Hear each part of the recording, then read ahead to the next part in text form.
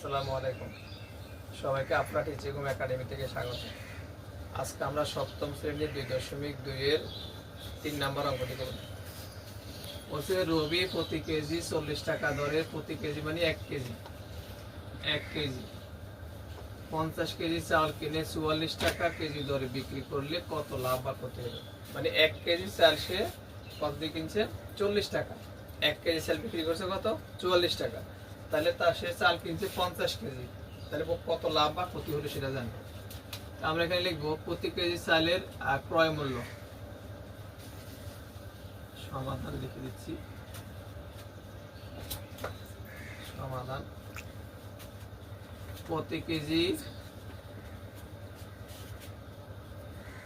চালের ক্রয় মূল্য 40 টাকা, প্রতি কেজি চালের বিক্রয় মূল্য 44 টাকা। দেখো 40 টাকা দিয়ে 1 কেজি চাল কিনছে, 44 টাকা বিক্রি করছে, তাহলে লাভ হয়েছে 4 টাকা কেজি ধরো, তাহলে লাভ হয়েছে। তাহলে আমরা সংক্ষেপে সুতরাং লাভ সমান লিখতে পারি।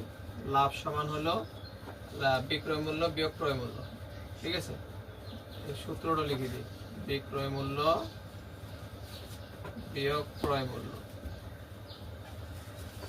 তাহলে বিক্রয় করছে 44 টাকা, ক্রয় করেছিল 40 টাকা, কয় টাকা লাভ করছে?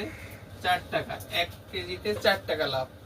চাল কিনছে 50 কেজি, তাই আমরা লিখবো চাইছে যে কত লাভ বা ক্ষতি। তাহলে 1 কেজি চালে লাভ হয়, 1 কেজি চালে লাভ হয় 4 টাকা। চাল কিনছে 50 কেজি, সুতরাং 50 কেজি চালে লাভ হবে আরো বেশি। বেশি হলে গুণ করবো, 50 গুণ 4, 4 5 20 0 1টা 200 টাকা। 200 টাকা লাভ হয়েছে। উত্তর অথবা নির্ণয় লাভ 200 টাকা। উত্তর লাভ 200 টাকা। ঠিক আছে, চলে গেল।